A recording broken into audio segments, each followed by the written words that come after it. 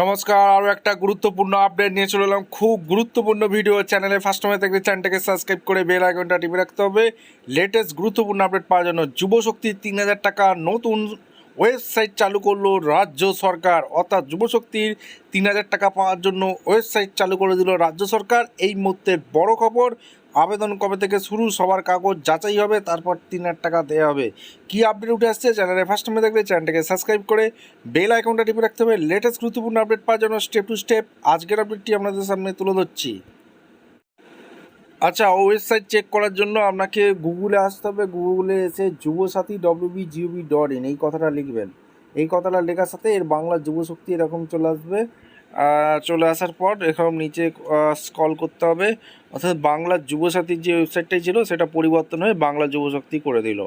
Government of West Bengal এখানে একদম দেখতে পাচ্ছেন বাংলা যুবশক্তি, এখানে লেখা দেখতে পাবেন Bangla Yuvashakti, department youth service board, government of West Bengal. ঠিক আছে, যেটা হচ্ছে বাংলা যুবসাথী ছিল সেটাকে বাংলা যুবশক্তি করে দিল। একই ওয়েবসাইট, এখানে মমতা বন্দ্যোপাধ্যায়ের ছবি ছিল, যেটা শুভেন্দু অধিকারী মহাশয়ের ছবি করে দিল। অফিসিয়াল লগ ইন আপনারা করতে পারবেন। শুভেন্দু অধিকারী মহাশয়ের ছবি দেখতে পাচ্ছেন। এখান থেকে আপনারা অ্যাপ্লিকেশান সাবমিশানে ক্লিক করতে পারবেন। এখানে অ্যাপ্লিকেশান স্ট্যাটাস চেক করতে পারবেন, পাবলিক নোটিশ, ডিপার্টমেন্ট রিপোর্ট। আচ্ছা, অ্যাপ্লিকেশান সাবমিশানে যদি ক্লিক করি কী দেখাচ্ছে আমি আপনাদের সামনে তুলে ধরছি। আচ্ছা, অ্যাপ্লিকেশান সাবমিশান ক্লোজ করতে এরকম দেখাচ্ছে, এখানে ক্লিক করতে এরকম দেখাচ্ছে যে অনলাইন অ্যাপ্লিকেশান সাবমিশান ক্লোজ হয়ে গেছে। অর্থাৎ যুবসাথী যে ফর্ম আমরা ফিল আপ করেছিলাম অনলাইনে, সেইখানে কিন্তু এরকমই দেখাচ্ছিলো। অর্থাৎ 26শে ফেব্রুয়ারি পর্যন্ত যুবসাথীর ফর্ম ক্লোজ হয়ে গেছিলো, সেটাই এখনও দেখাচ্ছে। এখনও যুবশক্তির ৩,০০০ টাকার অনলাইন ফর্ম এখনও পর্যন্ত চালু হয়নি।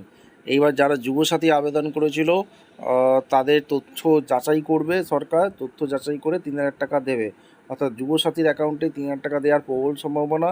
আর যারা এখনও ফর্ম ফিল আপ করেনি বা একবারও টাকা পায়নি, তারা যুবশক্তির আবার নতুন করে ফর্ম ফিল আপ করতে হবে। সেইটা কবে ফর্ম ফিল আপ করতে হবে সেটা সরকার এখনও সিদ্ধান্ত নেয়নি।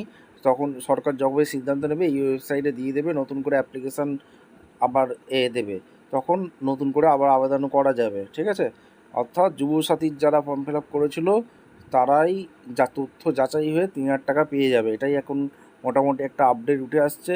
সরকার আবার যদি কোনো আপডেট দেয়, অর্থাৎ কবে ৩,০০০ টাকা পাওয়া যাবে এবং আবার নতুন করে আবেদন করতে হবে কি না, সমস্ত কিছু তথ্য যদি সরকার বলে আপনাদের সামনে একটা ভিডিও করে আনা হবে। দেখা হচ্ছে কোনো পরবর্তী ভিডিও। আপনাদের মতামত অবশ্যই কমেন্ট করে জানাবেন। মে মাসে যুবসাথী কে কে টাকা পেয়েছেন অবশ্যই কমেন্ট করে জানাবেন। দেখা হচ্ছে কোনো পরবর্তী ভিডিও। ধন্যবাদ।